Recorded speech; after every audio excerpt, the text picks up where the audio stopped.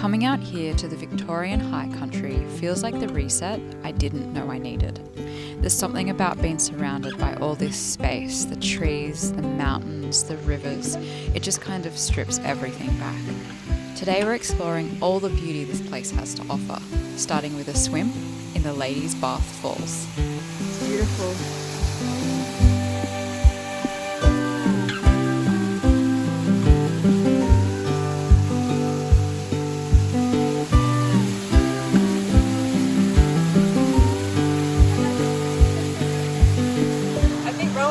That I'm an absolute sucker for freshwater swimming.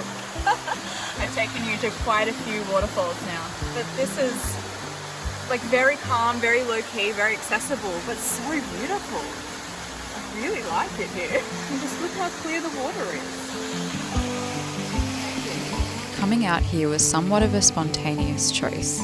A week ago, I didn't even know it existed, and finding this kind of paradise without the pressure of any expectations, well, sometimes that's the very best kind. This whole week was full of that spontaneity, serendipity, very minimal planning, and finding absolute peace. Reeling from the joy found at Ladies' Bath Falls, we set off for our next waterfall.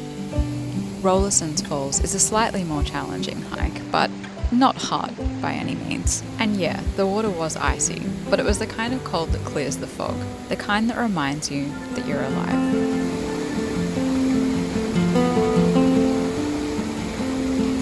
My entire body is numb now. Time for the best chocolate bar in the world.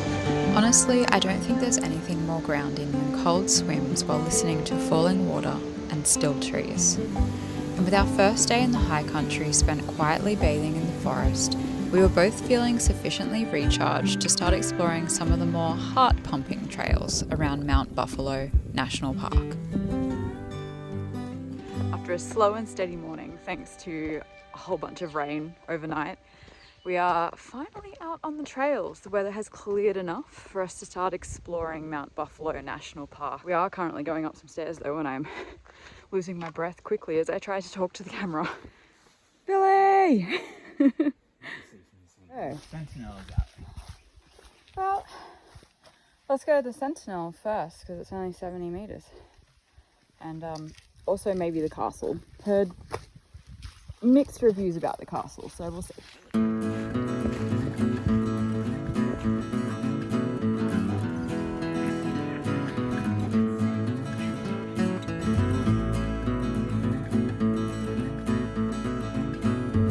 An epic place. I'm sort of glad that we're out here in this moody weather. It gives it a real feeling.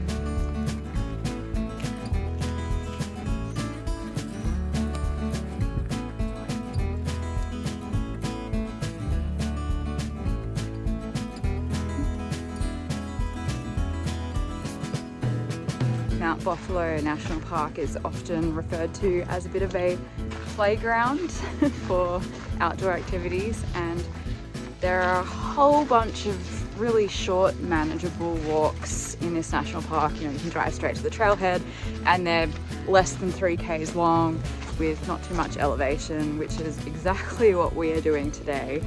And then obviously there are some really fabulous long walks.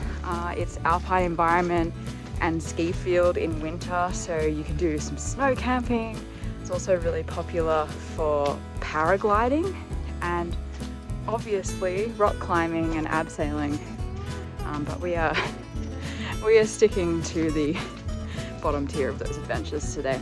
But honestly, like, doing that and getting out here, it's just mind-blowing as it is. So yeah, this place is worth the hype. This week taught me that small is good. Adventures don't need to be big to be meaningful. Every little thing around you has the potential to inspire you. You just need to pay attention and let the moment speak for itself.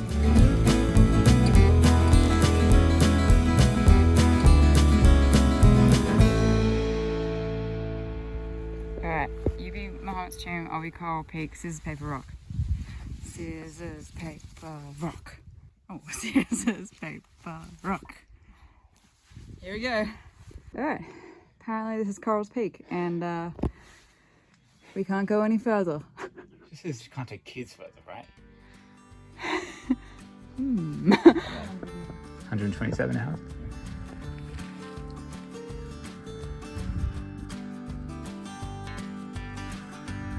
I don't know what to do.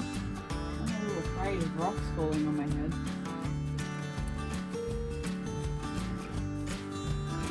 You can allegedly go through there.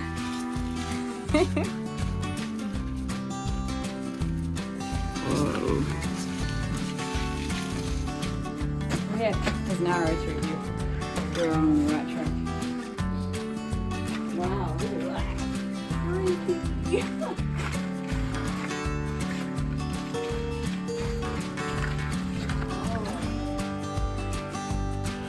Look at that.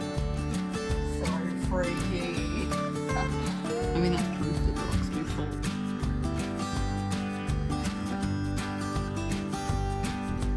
Part of the trail walks through some beautiful young eucalypt forest. We were both exceptionally grateful that we took the chance by hitting the trails despite the potential forecast for rain. The result was we had the whole place to ourselves the entire day. No easy feat in a popular park with a fully booked campground. So fortunate and so special. Right.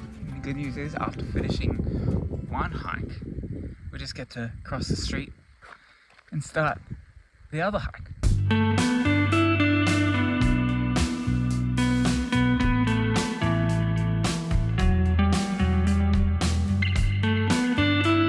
This is totally unreal.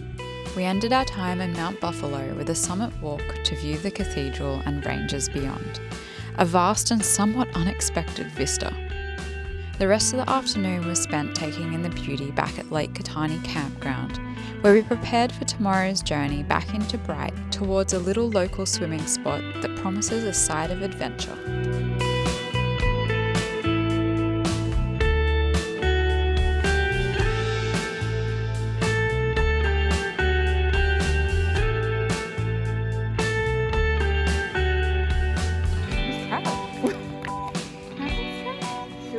Trust Carol? We were wrong to trust Carol today. That was the wrong direction for the Gorge walk. So we had to slip past what looked like a restricted access maintenance gate, and that's the way. We're back on track. It's a pretty easy couple of Ks apparently to sort of get to the end where the gorge is, and it's incredibly flat. So I assume we go this way.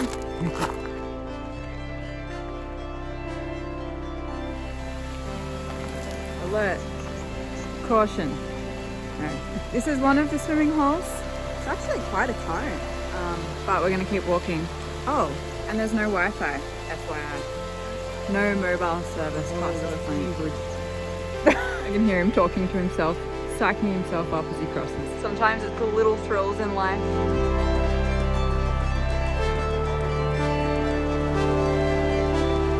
Can't work out what the don't look up rock is because I see no rock, only on the ground. So maybe don't look up rock is now fallen down. Seems to be a little bit of track damage because just ahead of us is an obstacle, fallen tree. This tree is over the entire trail. Using Rowan's height, I was able to get him to lift me down from that tree. So we're on the other side. We keep going. Hopefully we're almost there. This small walk has lots of good warnings. 150 meters upstream. Crossed the river 4 times. Just gotta walk through the river. The Gorge walk in Mount Beauty is not one of those polished touristy hikes. You basically follow a creek and wade through the water for a few hours. Half trail, half adventure. We were soaked, scratched up, and totally loving it. It felt like we'd found something a little more secret, a local spot, the kind of place that you don't just stumble across, you earn it. I'm really cold. It's freezing. And I was contemplating swimming down there because allegedly there's another bigger swimming hole. But it's really cold. Also a waterfall though. Oh, she said waterfall. Yeah, she said waterfall. And a rock you can jump off of. Oh, I don't know if I can do it. And there's no sun in the gorge. There's sun over there. We could paddle over there and it'd be quite pleasant, but it's freezing down here. So. Cold plunge. Well, now we are going to make our way back through the rapids and to Billy. And figure out what we'll do with the rest of the day. This has been a beautiful morning activity, and look, it's always hard when you go swimming in a canyon because it's overshadowed and it takes ages for the sun to hit it, and I'm a little bit of a wimp in the cold. I'm going to regret that I didn't go for a swim later, but in this moment right now, I'm too cold. Go for a swim. I mean, I dipped, but I didn't swim up there. Yeah, this walk is the perfect combination of like super chill but like a little bit adventurous. So yeah, it's nice. Honestly, there is very little that is graceful about a river crossing. Let me prove that point to you. Working on that foot placement. Never film when I'm walking flat.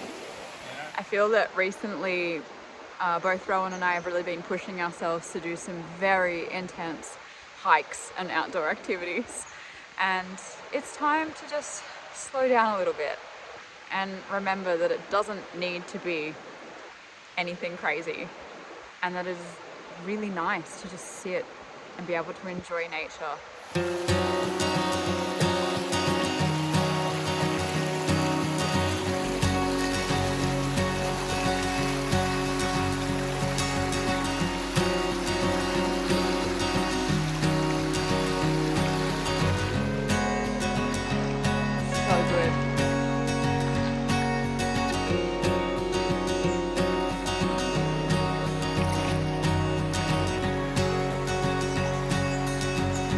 Moment of appreciation to note how Rowan did all of that in thongs. Colour me impressed. Amidst all the adventure, the best parts of living on the road are actually the in-between moments. They make you realise what matters and what really doesn't. They put things into perspective. Things that matter, the feeling of fresh flowing water, breathing in a crisp, cool air, and sharing a cup of tea with those you love. The things that don't, striving for perfection, trying to do everything, and fearing spending time alone. In the end, we just decided to go back to camp after visiting the beautiful gorge around Mount Beauty. So today is a brand new day. And I read online on the website for the campground that we're staying in that they had some bikes for hire. And so that's exactly what we're doing. We're going for a bike ride. I thought that I would hire this bike and ride into Bright, maybe find a morning coffee or sweet treat. This whole area is just like a bike rider's dream, and the particular track that I've hit this morning runs along the river here, and so it's completely flat, it's completely paved, and a really beautiful way to spend the morning. At the start of the day, I didn't really have a solid plan. Just me, the bike, and a bit of time to wander. It was also the first day I'd spent on my own in a really long time. Really peaceful along here. I had this feeling before we even got here that I would really enjoy being around Bright, and I wasn't wrong. It's very relaxing, and we needed that. We really needed to slow down and just relax in one place for a little while. And this is the right place to do it.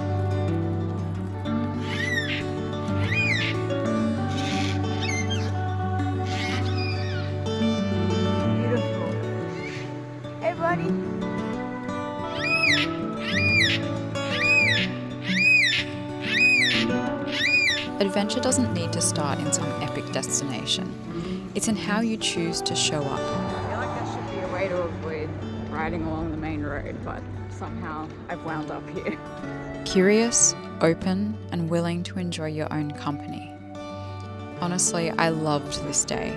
The quiet, the space, the chance to just be with myself without needing to explain anything to anyone. So I think I've found the other trail that'll get me back to the van. I have no idea where I am right now, but I figure as long as I kind of follow the river, I should make it back. There have been a lot of stairs already, so it's quite possible I'll completely regret going this way. But it's also really beautiful. Look at this.